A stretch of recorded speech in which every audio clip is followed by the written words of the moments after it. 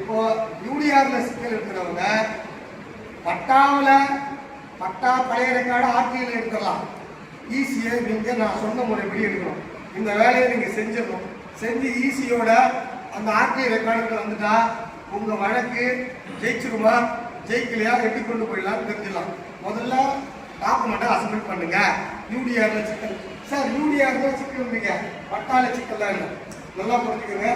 யூடிஆர்ன்றது மொத்தமா சர்வே பண்ணி ஒரு ஸ்கீம் ஒரு லார்ஜர் சர்வேல வந்து யார் ஓனர்னு நிர்ணயிச்சது, ரைட்டுங்களா? இப்போ அது 1985 நிர்ணயிச்சு. அதுல நம்ம அஜ்மல் பாய் பேரு 85 உள்ள இருக்கு, ரைட்டுங்களா? இப்போ 90ல அது பத்திரமாயிருக்கு.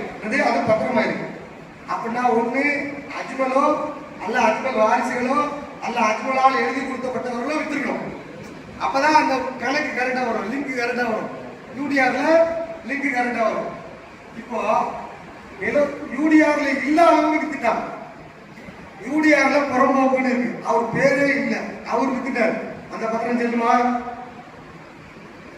நான் காலையில சொன்னேன், பத்திரம் ஒருத்தர் சொல்லும் போது அது அந்தந்த கால சட்டத்திற்கு உட்பட்டு சொன்னேன்ல, சொன்னேன் தெளிவா சொன்ன பத்திரத்துல அந்த டிரான்சாக்சன் நடக்கும்போது அது எல்லா சட்டத்துக்கும் உட்பட்டு. அப்ப அது இல்லாத பத்திரமா கூழ் முட்டையா வந்துடும், என்ன முட்டையா வந்துடும்? கூழ் முட்டையா வந்துடும். கூமுட்டை முட்டை தான், ஆனா கூமுட்டை பத்திரம் தான், ஆனா அது கூமுட்டை பத்திரம், ரைட்டுங்களா சொல்லுவாரு? அப்ப அது சட்டத்துக்குள்ள உட்பட்டு இருக்கணும். அப்ப நம்ம அதை கவனிக்கணும்.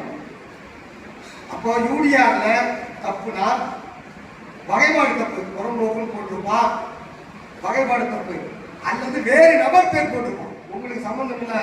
அப்போ உங்க இடம் அதுனா யூடிஆர் 85னா ராஜாவோட இடம் யூடிஆர் வரணும்னா அந்த நாமும் பேர் இருந்தா முன்னாடி ராஜா பத்திரம் அதுல இருந்தா யூடிஆர் 85 இந்த மாதிரி 70லயே பத்திரம் இருக்கு, இது என்னதுன்னு சொல்லி கேன்சல் பண்ணிக்கலாம்.